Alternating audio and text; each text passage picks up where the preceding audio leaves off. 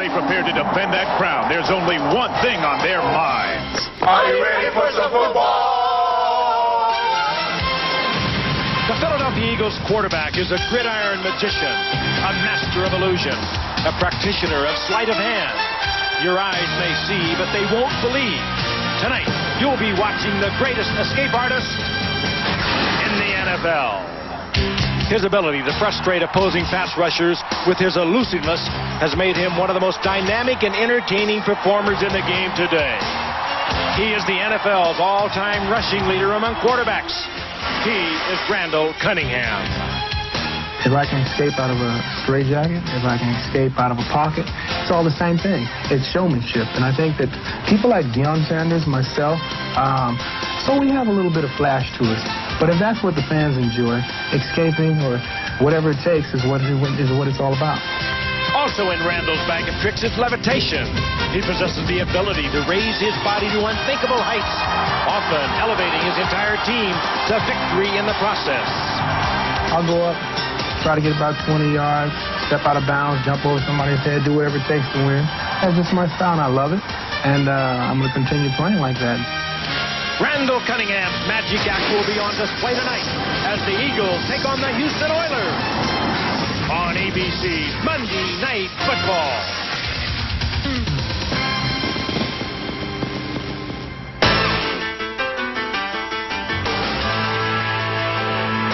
Well, it's Monday night and we're ready to rock. Time to catch all the hits, bangs, and the flops. It's a Super Bowl season driving in full gear. ABC's big party this 25th year. We gotta get ready, we gotta get right, 'cause the Oilers and the Eagles are flying high tonight. So get ready, I mean get ready. Are you ready for some football? For Monday Night Party, we got Frank and Al and Dan. They're gonna get it kick-started. Lynn and the crew's all set, the crowd is tight, 'cause all my rowdy friends are back for Monday night. The skyline of downtown Philadelphia on a beautiful October evening. Philadelphia, the home of the Liberty Bell, a familiar symbol of American freedom. A few miles away, Veterans Stadium, home of the Philadelphia Eagles, where tonight the Eagles will meet the Houston Oilers on ABC's Monday Night Football. Hello again, everyone. Frank Gifford with Al Michaels and Dan Deerdorf. Happy you're with us tonight. A good matchup for you, an interesting matchup for you tonight. The Philadelphia Eagles, coming off a tough loss last week against the Dallas Cowboys, are 4-2 in the Eastern Division of the NFC, and they need a win tonight to stay within one of the Dallas Cowboys, a team that they feel they are the equal to, but they will not meet again until December the 4th. Meanwhile, the Houston Oilers are off to a horrendous start. They come in at 1-5 tonight, struggling everywhere you look. There are rumors of dissension within the locker room. There have been bickering going on. They have lost to one man who apparently can run the run-and-shoot defense. They traded him. I'm speaking, of course, of Warren Moon. But this is a team that is starting to get healthy in various positions, Alan. If Philadelphia is going to look past Houston tonight, they may find themselves in trouble with like a wounded animal. This team is desperate right now. Last time we saw the Oilers, as you know, Frank, 3 weeks ago, they were dreadful on a Monday night. And the best thing they may have going for them tonight is peer pressure. They know most every other player in the National Football League sits at home and watches Monday Night Football, and they don't want to be embarrassed again. Now, the problem is, at the moment, they're just not a very good football team. Defensively, they've been playing okay, but offensively, they have been terrible. At least they get Cody Carlson back tonight. He hasn't played in 3 weeks because of knee and shoulder injuries, and they do get their top running back, Gary Brown, back in the lineup as well. He's missed a month with a twisted ankle. But Jack Pardee, their head coach, said last night the key to our win is our offensive line. They have to protect Carlson and block for Brown. Tonight they go against the Philadelphia Eagles, and while Houston looked horrible the last time we saw them on a Monday night, the Eagles look terrific in week 2 here against Chicago, Dan. And Al, I think the key there is here, because boy, do the Eagles love to play at their home, the Vet. They have a winning streak of 18 consecutive regular game wins here at the Vet when Randall Cunningham is the starting quarterback. Also on Monday night, they have won 8 consecutive Monday night games here at home This goes all the way back to the Carter administration. Now, on the heels of that, it sounds a little strange to say that if they're to extend those streaks, Randall Cunningham is going to have to bounce back. He had a really poor game last week down in Dallas, that 24-13 loss, 4 interceptions and a fumble. Now, Randall talked in our open about the love of escaping. Well, he's going to get that chance tonight. Jeff Fisher's Houston Oiler defense will blitz him 35 or 40 times tonight. Randall Cunningham on the move. That's entertainment.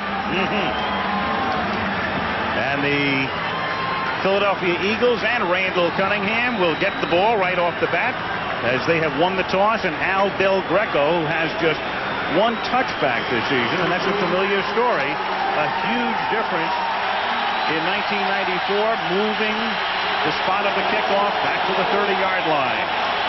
Jeff Seidner and Vaughn Hebron are back to receive on a beautiful night in Philly. Here we go. Hebron will gather in the kick at the 7-yard line. And Vaughn escapes 1 tackle at the 18 and then brings it back to the 23. So Randall Cunningham trying to bounce back after the performance last week with 4 interceptions and a fumble against the Dallas Cowboys. 9 TDs, 7 picks in his 10th year out of Nevada, Las Vegas. Herschel Walker and the great-looking rookie Charlie Garner in the backfield. Barnett and Williams, excellent wideouts. Bavaro, the tight end. And the line has really come along. Bernard Williams was their #1 draft choice from Georgia, with Davis, Alexander, Holmes, and Thompson, the interior 5. They start from an I from the 23-yard line. And on first down, here is the rookie, Charlie Garner, who picks up a yard, maybe 2, up to the 25-yard line. Lathan makes the tackle, Lamar Lathan. Now the Oilers defensively. Kenny Davidson is the ex-Steeler. Childress has been a rock through the years. Montgomery and Lathan up front. The linebackers, Robinson, the unheralded Al Smith, steady and solid in the middle, and the hard-hitting Barrow. Dishman and Lewis are the corners. Bishop and Robertson are the safeties. Bubba McDowell still out of the lineup. Bishop takes his spot. Bubba back next week in all likelihood. 2nd and 8. Fred Barnett in motion. Cunningham to throw, but everybody's covered, so Randall takes off, seeks the first down, and comes close. He's out of bounds after a pickup of close to 8 at the 33-yard line, forced out by Davidson and Robinson. A little shy of the first as they spotted at the 32-yard line. It'll be 3rd and 1. One thing we can certainly look for tonight as we take a look again at Randall Cunningham, still willing, even after those 2 almost career-ending injuries, to take off and fly for the first down. This, he squirts and tries to get it. He doesn't get it, but we started to say a moment ago, whenever we see Charlie Garner in, the rookie you talked about, we're going to see a running play by Philadelphia, and apparently they're a little late getting the play in. They're running out of time, and they have to burn a timeout. So the Eagles have to stop the clock just a minute and 14 into the game.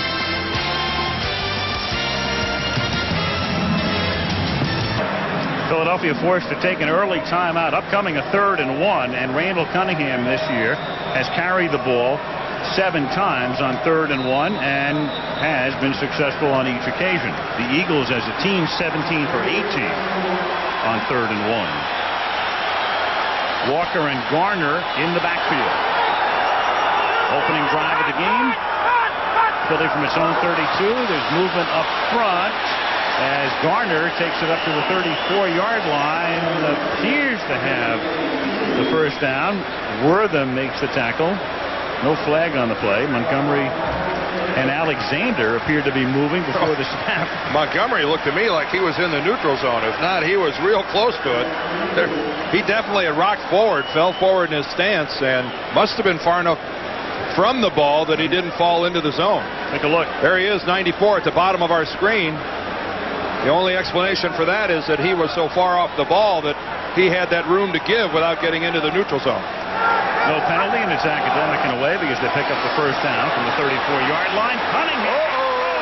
The catch is made by Barnett, who's loose on the sideline. And Barnett is out of bounds back at the 31-yard line, and there's a flag down in the offensive backfield. And this has every indication of coming back.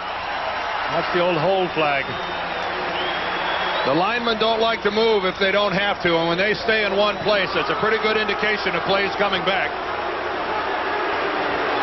Gary Lane is the referee. It will be holding against the Eagles, Bernard Williams. And holding offense, number 74. 10-yard penalty, still first down. Well, that's their very talented #1 draft choice playing left tackle. His normal matchup is with Lamar Lathan, and there it is, number 57's Lathan. There's our look. Oh, actually, it's the hit by the back who actually knocks Lathan down. Herschel Walker was really doing a nice job on the pass protection. That was more appearance than it was actually the hold. Negates a 36-yard gain, makes it 1st and 20 from the 24-yard line. And this is Garner with a huge hole through the middle behind a block from Herschel Walker, taking it out to the 32-yard line. Little Charlie Garner, if you have not watched him, he is something extraordinary. The rookie out of Tennessee, 5'9", 181 pounds, plays a lot bigger than that. He will not be in the ball game when the Eagles are going to pass the football. They do not want him in there because, as Dan pointed out, the Houston Oilers blitz about 30% of the time. He is not big enough, strong enough, or perhaps wise enough at this point in his career to pick up the blitz, so they don't want him in there. When he's in there, he's going to run the football. And that's it. He's hurting. He has a damaged rib, but is playing through the pain. It is 2nd down and 12 as Cunningham, on a reverse roll, simply throws it away. Oh, nice work in the backfield again by Herschel Walker. Picks up the blitz. Michael Barrow was coming in, number 56. Had a line stunt working inside. Montgomery comes around the corner, and Herschel Walker actually ends up getting both guys. Look at Walker. There's the hit on Barrow, and then he goes on through and ends up hitting Al Smith, the linebacker, coming in as well. Boy, that's really nice work by one of the fine blocking backs in the National Football League, Herschel Walker. He's a lot of things. He is. Maybe the most unselfish player in the game. 3rd down and 12. And Randall loses the football, but there to cover up is Broderick Thompson. You're getting a feel right now of a defensive team that has played well for the Houston Oilers. They are very disruptive. Jeff Fisher has done a terrific job easing off the blitz from Buddy Ryan. Let's take a look now. Watch Herschel Walker with another block. That's a KO there. That's Ray Childress that he flattens. But Kenny Davidson is the guy that makes it happen by slapping the ball out of Randall's hands. A good defense on the part of the Oilers. Now Brian Barker in his 2nd week as an Eagle. The former Kansas City Chief sends one down to Ernest Givens, who gets a block and then a 10-yard run back as he brings it back out to the 38. After a 48-yard punt, Houston has it for the first time in the game. 11:22 to go in the 1st quarter. Cody Carlson gets the start tonight. He was a question mark. He took about half the snaps this week. Hasn't played in 3 weeks. Gary Brown is back after a month's absence. Jeffrey Slaughter and Givens, the wideouts, part of the tight end of the modified run and shoot. Hopkins, Flannery, Matthews, Norgard, and Williams up front. Norgard starting for the injured Kevin Donnelly. And that offensive line has to do the job tonight. From the 39-yard line, here's Gary Brown. Back after missing a month with a twisted ankle, takes it up to the 41-yard line. It's a gain of 2. Philly up front with Fuller, Harmon, Townsend, and Burt Grossman getting the start. Then 2 linebackers, Evans and Thomas, because of that modified run and shoot. 5 DBs, McMillan, Allen, the Pro Bowler, Miano, Zordich, and Greg Jackson, the former Giant, who's having a terrific season here. Modified run and shoot, that means that they're playing a tight end. Whether they like it or not, they've got one out there. The former Ram, Pat Carter, who's only caught 2 balls all season. 2nd down and 8 from the 41-yard line. The play clock all the way down to 2 as Carlson takes the snap, throws, and the catch is made as Webster Slaughter picks up the first down, taking it to the Eagle 43-yard line. ABC's Monday Night Football is being brought to you by Bud Light. If you want great taste that won't fill you up and never lets you down, make it a Bud Light. Pennzoil, the motor oil that works like liquid ball bearings. And Pontiac and your local Pontiac dealer, we are driving excitement. 2 plays, and Cody Carlson has changed both of them. That time, he picked up the man-for-man coverage over on the Eagles' right side, and he was right on and got the completion of the first down.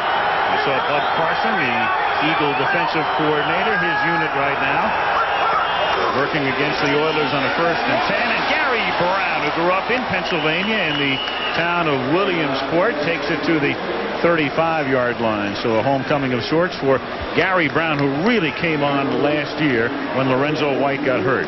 And who's lost the last couple of